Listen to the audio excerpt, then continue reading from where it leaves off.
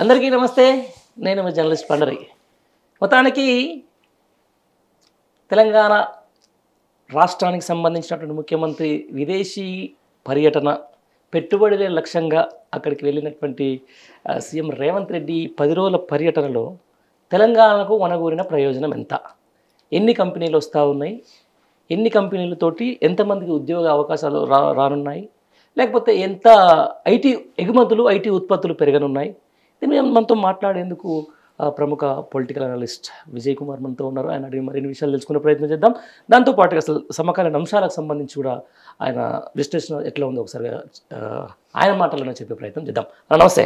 నమస్కారం. చాలా గ్యాప్ వచ్చిందనా కదా, అంటే అసెంబ్లీ ఇదంతా రైట్. మొత్తానికి తెలంగాణ రాష్ట్రానికి పెట్టుబడుల వెల్లువ, పెట్టుబడుల జాతర, దగ్గర దగ్గర ఎంత 20,000 మందికి ఉపాధి, ఆ తర్వాత కొత్త ఉద్యోగాలు 1,00,000. రోజు మనం పేపర్లో చదువుతున్నటువంటి వార్తలు ఈరోజు నేను సీఎంకి సంబంధించినట్టు బాకాలు ఊదుతున్నటువంటి పేపర్లు 10 రోజులలో అసలు అలవిగాని కంపెనీలతో, అత్యంత పెద్ద పెద్ద కంపెనీలతో మాట్లాడేసిండు. రేపు తెలంగాణకు సంబంధించిన దాంట్లో ఐటీ ఒక అద్భుతంగా పరగలెత్తనుంది అని చెప్పేసి కూడా అంటూ ఉన్నారు. ఏది నిజం? పేపర్లు రాస్తున్న బాకాలు నిజమా, లేకపోతే మీరు చూసినటువంటి విశ్లేషణ నిజమా అనేది ఇప్పుడు ప్రజలకు తెలవాలి. నిజం ఏంది, ఎట్లా ఏంటి అనేది ఇంప్లిమెంటేషన్లో భవిష్యత్తులో తేలిపోతుంది. ఈ గొప్పల మాటల లేకపోతే ఉత్తర కుమార ప్రజ్ఞల ఇవన్నీ ఏంటి అనేది, ఉత్తనే మాయామచ్చింద్రా చేసిండ్రా అనేది మాత్రం త్వరలో బయటపడుతుంది. ఎందుకు, ఒక ఎక్స్పీరియన్స్ ఉంది. ముఖ్యమంత్రిగా రాష్ట్రం ఏర్పడి కొత్తగా వచ్చినటువంటి ప్రభుత్వం, ఈ ముఖ్యమంత్రి గారు విదేశీ పర్యటన ఇది రెండోసారి. ఒకటి ఫస్ట్ వచ్చిన కొత్తలనే స్విట్జర్లాండ్ దావోస్లో వరల్డ్ ఎకనామిక్ ఫోరం అనేది జరిగింది, అక్కడికి పోయిండు. ఇది రెండవ పర్యటన. అమెరికా అండ్ దక్షిణ కొరియా రెండు ఇప్పుడు సిఎల్లో ఉన్నటువంటి ఈ రెండు పర్యటనలో పోయిన తర్వాత చెప్పినటువంటి ముఖ్యమంత్రి గారు ఫస్ట్ పర్యటనలో చెప్పింది ఏంది, స్విట్జర్లాండ్లో పోయింది 2-3 రోజులే 4-5 రోజులే, కానీ మొత్తం అక్కడ కూడా ఒక 30,000 కోట్ల రూపాయల పెట్టుబడులు వచ్చినాయి, మొత్తం వచ్చేస్తున్నాయని ఓ ప్రకటన చేశారు. అది పోయి వచ్చి ఇన్ని నెలలు అయింది. ఇన్ని నెలలు అయితే ఎంతవరకు ఇంప్లిమెంటేషన్లోకి వచ్చింది, ఇవన్నీ ఎక్కడ కనిపిస్తుంది, దానికి సంబంధించినటువంటి రిజల్ట్, అవుట్పుట్ అయితే మనకు పెద్ద కనిపించట్లేదు. అదానితో చేసుకున్నాం, అదాని వస్తాడు, అదానితో ఫోటోలు దిగిరు, అక్కడ అదాని కంపెనీలు ఇక్కడికి వస్తాయని చెప్పడం జరిగింది. అదాని కంపెనీలది కూడా ఎగ్జాంపుల్ తీసుకుంటే, ఈరోజే అదానికి సంబంధించినటువంటి విషయంలో సెబీలో సెబీ చైర్మన్ మాధవి కుమ్మక్క అయిందని రాహుల్ గాంధీ ఆరోపిస్తున్నాడు, తీవ్ర స్థాయిలో ఆరోపిస్తున్నాడు. ఢిల్లీలో రాహుల్ సెబీ కుంభకోణం అయింది, సెబీని విచారణ జరిపించాలి అని రాహుల్ గాంధీ. ఇక్కడనేమో ఎడెన్బర్గ్ ఇచ్చినటువంటి రిపోర్టు ప్రకారం ఇక్కడనేమో అదానితో దోస్తానం, స్విట్జర్లాండ్లో దోస్తానం కుదిరింది, ఇక్కడ పెట్టుబడులు పెడతా అని అదొకటి చెప్తుంది. మరి అది మాయమైపోయిందా, మరి ఏమైందో అది స్విట్జర్లాండ్ చరిత్ర, స్విట్జర్లాండ్ ట్రాక్ రికార్డు మన ఏర్పాటు పరిశ్రమ. ఇప్పుడు సెకండ్ ట్రాక్ ఇది అమెరికా పర్యటన 2వ తారీఖు నైట్ నుంచి ఇప్పటివరకు పర్యటన, అమెరికా సిఎల్ పర్యటన. మన పోగానే వచ్చింది ఏంది, ఇప్పుడు లాస్ట్కి వచ్చేసరికి 30,000 కోట్ల రూపాయల పెట్టుబడులు వచ్చేస్తున్నాయని ఒక అనౌన్స్మెంట్ రావడం జరిగింది. దాదాపు ఇన్ని కంపెనీలు, 11 కంపెనీలు ఇవన్నీ చెప్పి మనకు ఒకటే అన్నం ఉడికిందా లేదా అని జనరల్ 1-2 మెతుకులు చూస్తే తెలిసిపోతుంది. పోయిన పర్యటన మెయిన్ ఇంటెన్షన్ ఒకటే కనిపించింది. ఈ అన్నిట్లలో వాళ్ళ తమ్మునికి సంబంధించినటువంటి స్వచ్ఛ బయో సంబంధించినటువంటి దాంట్లో పెట్టుబడులు 15 రోజుల క్రితం ఇన్కార్పొరేట్ అయినటువంటి ఒక కంపెనీ 1,000 కోట్ల రూపాయల పెట్టుబడులు తెలంగాణలో పెడుతుంది అనేది. అసలు ఇది విచిత్రమైనటువంటి అవగాహన. ఒప్పందమా, ఈ ఒప్పందం ఏంది? 10 కంపెనీ పెట్టడం, 15 పెట్టే కంపెనీ 1,000 కోట్లతో స్టార్ట్ అయిందా? అసలు ఆ కంపెనీ ఏం చేస్తుంది అంటున్నాను. ఇప్పుడు ఆ కంపెనీ కోసం ఈరోజు పెట్టుబడులు పెట్టడానికి అమెరికా దాకా పోవాలన్నా, హైదరాబాద్ ఒప్పందాలు చేసుకుంటే కావా? దాని లోగుట్టు బయటపడాలి. హైదరాబాద్ లో చేసుకుంటే ఇక్కడ వచ్చిన ఆరోపణలు కూడా అవే, సోషల్ మీడియాలో నడుస్తున్నాయి. వచ్చిన ఆరోపణలు రకరకాల వ్యక్తులు చేస్తున్నటువంటి ఆరోపణ ఏంది, బ్లాక్ మనీని వైట్ గా చేర్చుకోవడమే. ఇక్కడే చేసుకుంటే బ్లాక్ మనీ వైట్ మనీ అవడం కష్టం. విదేశీ కంపెనీల పెట్టుబడుల పేరిట బ్లాక్ ను వైట్ చేస్తున్నారా అనే క్వశ్చన్ మార్క్ అయితే వస్తుంది. దానికి సమాధానం చెప్పాల్సినటువంటి అవసరం ఉంటది. అది ఏ రకంగా నువ్వు అన్నట్టు ఇక్కడే కంపెనీ ఉంటే ఇక్కడే ఉంటే ఈడనే ఒప్పందం చేసుకొని రావచ్చు. మరి అది లేదు, నువ్వు దీనికోసమే విదేశాలకు పోయి ఈ రకంగా వస్తున్నావు అంటే ఏదో మతలబు ఉందనే అనుమానం అయితే వ్యక్తం అవుతుంది. దాన్ని క్లియర్ చేయాల్సినటువంటి అవసరం ఉంది. ఇక మిగతా కంపెనీలు అమెజాన్, గూగుల్, మైక్రోసాఫ్ట్, కాగ్నిజెంట్ ఇవన్నీ ఆల్రెడీ ఇక్కడ ఉన్న కంపెనీలే.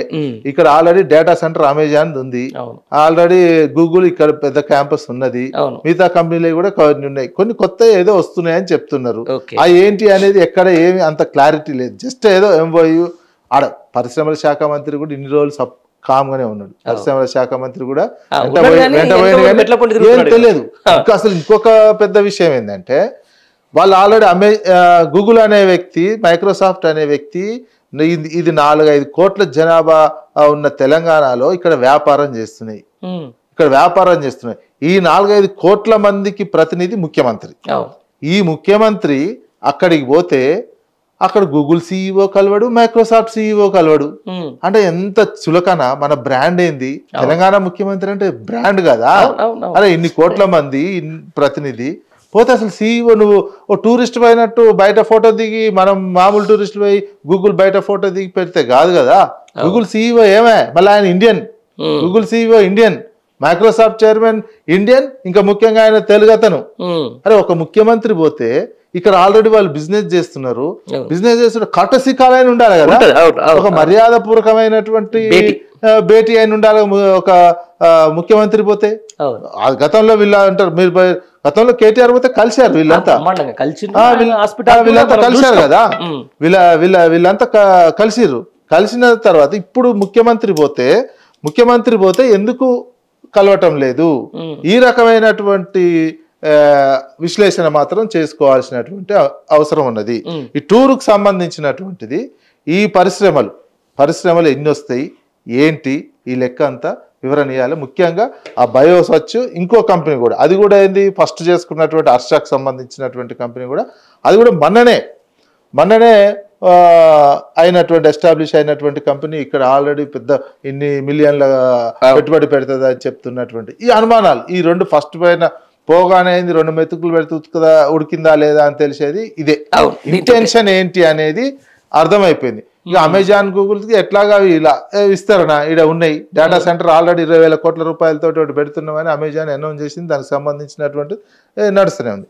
అందుకే ఈ అనుమానాలు ఒకటి మనమే వ్యక్తం చేయడమే కాదు, ఇక్కడ తెలంగాణ ప్రజలకు అనుమానం రావడం కాదు. ఏ ముఖ్యమంత్రి పోయినా, ఏ రాష్ట్ర ముఖ్యమంత్రి అమెరికాకు పోయినా ఆ రాష్ట్రానికి సంబంధించినటువంటి ఎన్ఆర్ఐలు కావచ్చు, ప్రజలు కావచ్చు స్వాగతం పలుకుతారు. కానీ ఇక్కడ ఏమైంది, అక్కడ అమెరికాలో మన ముఖ్యమంత్రి పోతే అమెరికాలో ఉన్న తెలంగాణ ఎన్ఆర్ఐలు ప్రెస్ కాన్ఫరెన్స్ పెట్టి వాళ్ళు ఓపెన్ అప్ అయిపోయి ఈ తెలంగాణ ముఖ్యమంత్రి తెలంగాణ కోసం చేయట్లేడు, సీమాంధ్రుల కోసం చేస్తున్నటువంటి పర్యటనగా ఉంది, తెలంగాణ వాళ్ళని దగ్గరికి రాణిస్తలేడు అని ఆరోపణ రావడం మాత్రం ఇది ఫస్ట్ టైం. ఇది ఒక విచిత్రమైనటువంటి సంఘటన. ఇదే ముఖ్యమంత్రిని తెలంగాణ వాళ్ళే విమర్శించడం ఎన్ఆర్ఐలు. మళ్ళీ అక్కడికి వస్తే ఎవరన్నా ఉత్తకపోతే ఫ్రెండ్ కలిస్తేనే, అమెరికా పోయి ఫ్రెండ్ కలిస్తేనే అరే హక్కున చేర్చుకుంటారు. అదంతా ఉంటది. దీనికి సంబంధించిన దాని మీద నాకు తెలిసిన ఒక ఎన్ఆర్ఐ మిత్రులు అన్నది, గతంలో ఎన్ఆర్ఐలకు సంబంధించి గతంలో ఏదైతే ఇక్కడ ప్రజాప్రతినిధులు అయితే ఎవరైతే ఉన్నారో, ఐటీ శాఖ మంత్రి అయితే ఎవరున్నారో, పోయినప్పుడు ఆయనకు లభించిన ఏదైతే స్వాగతానికి సంబంధించిన దాని మీద ఆయన మాట్లాడుతూ అసెంబ్లీలో నాన్ రిలయబుల్ ఇండియన్స్ అని చెప్పేసి, లేకపోతే బాత్రూమ్లు కడగడానికి అక్కడ పనిచేస్తారని చెప్పేసి ఆయన మాట్లాడిన మాట మనందరం తెలుసు. సో అది నిజంగా ఒక తెలంగాణ వాది కానీ, ఒక నిజంగా అక్కడ ఎన్ఆర్ఐలకు సంబంధించిన వాళ్ళు కానీ కొంచెం దాని అయితే జీర్ణించుకోలేకపోయారు. ఆయనకు సహకరించాలన్నమాట అయితే వాస్తవమే. బట్ ఇక్కడ ఏమవుతుందంటే ఒక చిన్న ఈ రేవంత్ రెడ్డి అమెరికా పర్యటన వెనక రేపొద్దున పక్క రాష్ట్రానికి సంబంధించిన సీఎం అమెరికా పోబోతున్నాడు. ఆయన చేసుకునేది విపరీతమైనటువంటి ఎంఓఎల్ చేసుకోబోతున్నాడు. మళ్ళీ రేపొద్దున ఆయన చేసుకున్న కంపెనీలు తేలేకపోయిందని చెప్పేసి ఉన్న మాట వస్తుందేమో అని చెప్పేసి ముందస్తుగానే పోయి తూతు మంత్రంగా 10 కంపెనీలతో చేసుకొని వచ్చిందని చెప్పేసి ఒక వాదన. దీని కరెక్టా కాదా? అంటే వాదన చేసింది ఎవరు? తెలంగాణ ఎన్ఆర్ఐలే చేస్తున్నారు. అక్కడ ఉన్నటువంటి వాస్తవ పరిస్థితి వాళ్ళకే తెలుస్తుంది. మనం ఇక్కడ ఉన్నాం, మనకు కొంత సమాచారం తెలుసు. అక్కడ ఎన్ఆర్ఐలకు పూర్తిగా అవగాహన ఉంటది. ఏ కంపెనీ ఎవరిది, ఏ కంపెనీ వెనకాల ఎవరున్నారు, ఏంటి అనేది వాళ్ళు చేసినటువంటి ఆరోపణ. మరి ఆరోపణకు భవిష్యత్తులో సమాధానం తెలుస్తుంది. వీళ్ళు చేసినటువంటి ఆరోపణ ఏంటి, ఉన్న మొత్తం ఆంధ్ర వాళ్ళతోటే సీమాంధ్రులతోటే తిరిగారు. సీమాంధ్రులకు సంబంధించిన సినిమాల గురించి ఉత్తుత్త కంపెనీలు ఉంటాయి. ఉత్తుత్త కంపెనీలేనా వీళ్ళు చేసుకున్నాడు 19 చార్లెస్ స్క్రాప్ అనే వచ్చింది. దాన్ని అదే రకంగా అదేందో చూడాల్సినటువంటి కొన్ని కంపెనీలు ఉంటాయి. ఇవన్నీ ఏంది కంపెనీలు, ఎట్లాంటి కంపెనీలు, వాళ్ళ ప్రొడక్షన్స్ ఏంది, ఇక్కడ ఏం చేస్తున్నారు, దీనికి సంబంధించినటువంటిది మొత్తం మనకి ఎన్ని వస్తాయి.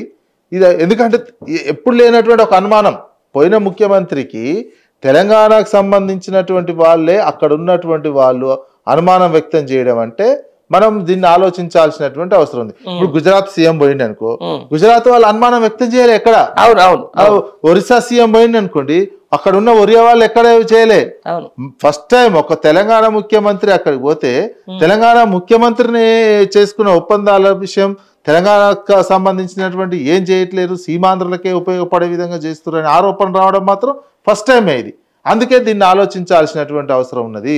ఇది నమ్మదగ్గేటువంటి పెట్టుబడులేనా, వచ్చేటువంటి పెట్టుబడులేనా, లేదా ఆరోపణలు చేస్తున్నట్టు కేవలం బ్లాక్ మనీని వైట్ చేసుకోవడమా, లేదా కొన్ని కుటుంబాల కోసమే చేసుకుంటున్నటువంటి ఒప్పందాలా, ఇవన్నీ త్వరలో దీనికి సంబంధించినటువంటి వాస్తవాలన్నీ కాలమే సమాధానం చెప్తుంది. ఈ అనుమానాలు ఎందుకు, అనుమానాలు వచ్చే విధంగా పర్యటన ఉన్నది. అనుమానాలు ఏ ముఖ్యమంత్రి పోయినా ఇన్ని అనుమానాలు వచ్చినటువంటి సంఘటన అయితే లేదు. ఉమ్మడి ఆంధ్రప్రదేశ్ ఉమ్మడి ఆంధ్రప్రదేశ్ రాజశేఖర రెడ్డి గారు పర్యటన పోయారు, అంతకుముందు చంద్రబాబు గారు పోయినటువంటి సంఘటన ఉన్నాయి, గతంలో చెన్నారెడ్డి గారు కూడా పోయినటువంటి సందర్భం ఉన్నాయి. పోయినా కానీ ఇంత అనుమానాలు అక్కడి వాళ్ళే వాళ్ళని పోయినటువంటి ఎవరున్నా అప్పుడు హక్కున చేర్చుకున్నారు, వాళ్ళని మంచి సాదరంగా చూశారు. ఇంకొక విచిత్రం ఏంటంటే with in the Congress party వాళ్ళు కూడా విమర్శ చేస్తున్నారు. కాంగ్రెస్ పార్టీ వాళ్ళు కూడా మేము ఎన్నికల సమయంలో ఇంత సాయం చేశాము,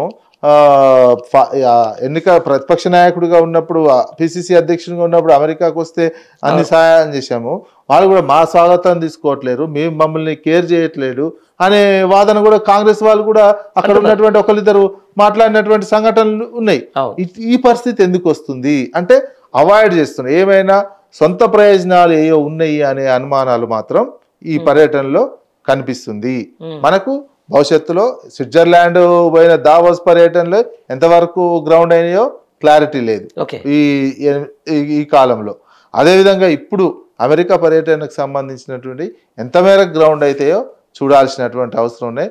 ఉత్తుత్త ప్రకటనలేనా, ఉత్తుత్త ఎంఓయూలేనా, లేదా ఎంతవరకు గ్రౌండింగ్ అవుతాయి, ఎంతవరకు వస్తేనే మనకు వచ్చినట్టుంటుంది తప్ప, లేకపోతే పర్యటన జనరల్ ముఖ్యమంత్రి అయినటువంటి నేపథ్యంలో, ముఖ్యమంత్రి అయినాక అక్కడ ఉన్నటువంటి ఫ్రెండ్స్కు తన హోదా, తన ప్రోటోకాలు ఇవన్నీ చూపించుకోవడానికి పోయినట్టుగానే పరిగణించాల్సి వస్తుంది. ఒక విహారయాత్ర లాగానే చూడాల్సి వస్తుంది అంతే తప్ప రాష్ట్రం కోసం పోయిండు అనే విషయంలో మాత్రం మనం దాని గురించి ఆలోచించాల్సినటువంటి అవసరం అయితే ఉంటుంది. ఇవన్నీ గ్రౌండ్ అయితే అప్పుడు ఆలోచించాల్సినటువంటి అవసరం.